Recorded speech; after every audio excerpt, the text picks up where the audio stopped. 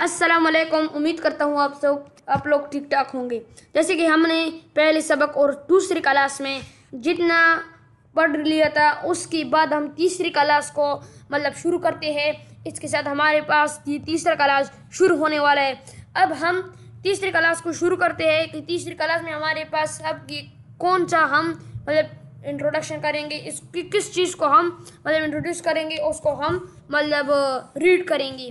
ठीक है, तो हमने जैसे कि पहले और दूसरी क्लास में होम टैब में कुछ थोड़ी बहुत वो सीखी थी कि हम किसी फाइल को कैसे क्रिएट करेंगे, उसके लिए कौन कौन सी चीज़ हमने अप्लाई की थी।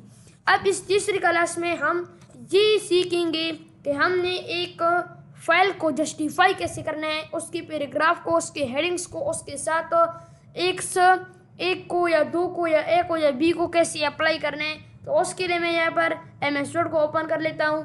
ये मेरे पास MS वर्ड आ गया है, डॉक्यूमेंट नंबर 1। तो मैं यहाँ से चाहता हूँ कि मेरे पास यहाँ पर कुछ हेडिंग्स अप्लाई हो, ताकि मैं उसको जस्टिफाई भी कर सकूँ और उसको कुछ एडिटिंग उसमें कर सकूँ, ताकि वो पता चले कि ये हेडिंग्स है हमारे पास और इनके साथ ये बुलेट्स यूज़ की है। तो हम यहाँ से इनके लिए बुलेट्स यूज़ कर देते हैं। ठीक है, ये देखो, जैसे मैं अपना माउस का जो वो है मैं यहाँ पर लेता हूँ। यहाँ पर मेरे पास लिख के है bullets. Create a bullet list, click the around two change the look of the bullets.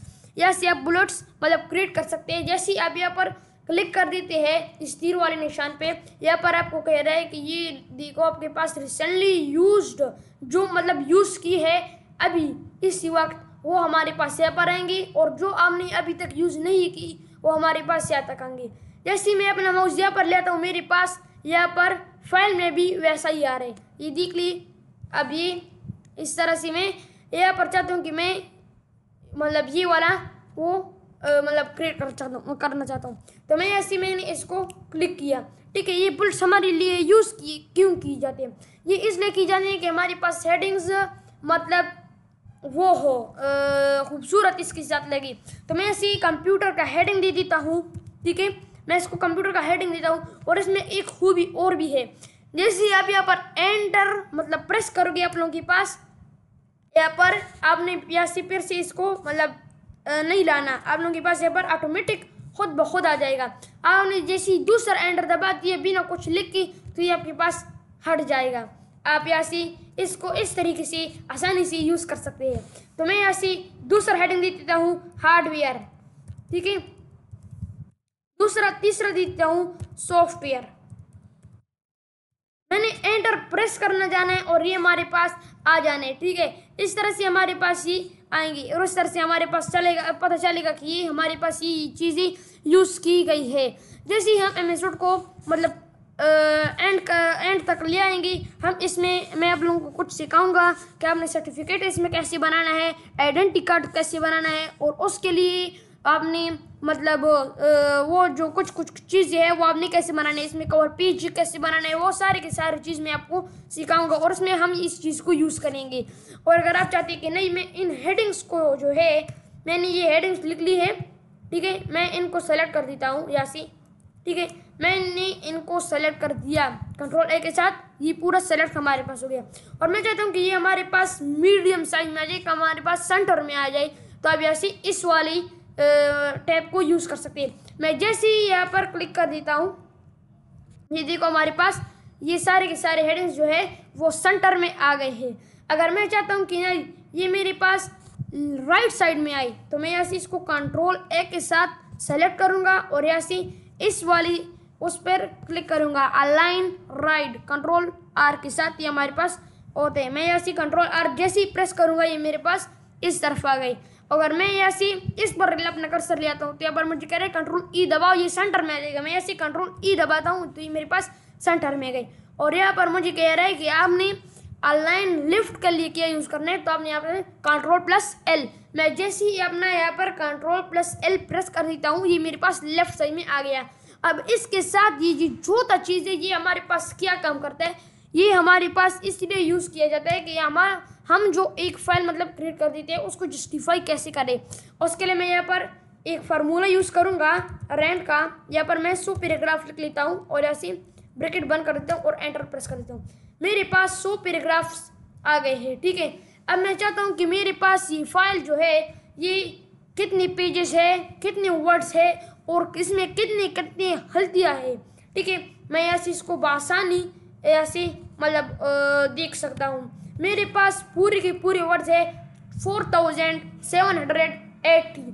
मेरे पास ये है। अगर मैं जैसे अपना कर्सर यहाँ पर लेता हूँ तो मुझको कह रहा है the number of word in the document, click और tap to open the word count dialog box. आप यहाँ से जितने आपने अपने पेज में मतलब जितना भी लिखा है वो सारा का सारा आप लोगों के पास यहाँ पर आ जाएगा। अगर आप लोग चाहते कि नहीं मेरी फाइल में कोई गलती ना हो तो उसके लिए आप अगर यहाँ पर देखिए तो हमारे पास बुक के साथ एक टिक का निशान आ गया है। यहाँ पर आपको जैसे मैं अपना कर्सर लेता हूँ यहाँ पर मुझको कह रहा है नो प्रूफिंग एरर्स। आपकी फाइल में कोई भी प्रूफिंग एरर्स नहीं है, कोई भी गलती नहीं है। अगर यहाँ पर कोई गलती हो जाए मैं यहाँ पर TY को इस्तेमाल करता हूँ और यहाँ पर रेड निशान आ गया और यहाँ पर भी क्रॉस आ गया। मैं जैसे अब यहाँ पर लेता हूँ तो मेरे पास यहाँ का हेडिंग चेंज हो गया। अब क्या रहे word font proofing error, click और टैप टू करेक्ट देम। यहाँ से आप इसको करेक्ट करो। ठीक है, मैं यहाँ पर आता हूँ और इसको सही कर देता हूँ। यहाँ से मैं YT को जैसे डिलीट कर देता हूँ और यहाँ पर मेरे पास ये दी को टिक का निशान आ गया। मुझे अब करें नो प्रूफिंग एरर्स। आप यहाँ से आसानी देख सकते हैं कि मेरी वाली उसमें कितनी गलतियाँ हैं और कितनी गलतियाँ नहीं है। यहाँ से आप आसानी देख सकते हैं। और इसके साथ अगर आप लोग इस साइड देखिए तो आपको कह रहे हैं पेज 1 of 11। मेरा कर्सर अब 1 पेज में है इसलिए मेरे पास यहाँ पर पहले वाले में 1 आ रहा है तो ऑफ 11 मतलब मेरे पास 11 पेजेस है तो मेरा कर्सर 1 में है। मैं जैसे ही कुछ पेजेस नीचे आ जाता हूँ और यहाँ पर मैं अपने कर्सर यहाँ पर एंड कर देता हूँ। ठीक है, मेरे पास यहाँ पर क्या आ गया 4 पेज। मैं चौथे पेज में हूँ, मुझको यहाँ से आसानी पता चलेगा। और मैं चाहता हूँ कि ये मेरे पास ये जितने भी पेज है मैं इसको जस्टिफाई करना चाहता हूँ कि ये मेरे पास जस्टिफाई हो। तो मैं यहाँ से इसको Ctrl+A के साथ पूरा सेलेक्ट करूँगा, फिर उसके बाद हम यहाँ से जस्टिफाई वाले को यूज़ कर सकते हैं। जैसे मैं जस्टिफाई पर क्लिक करता हूँ ये मुझको कह रहे हैं कि सिर्फ जस्टिफाई करो मतलब पूरा का पूरा जो है वो सीधा हो जाए।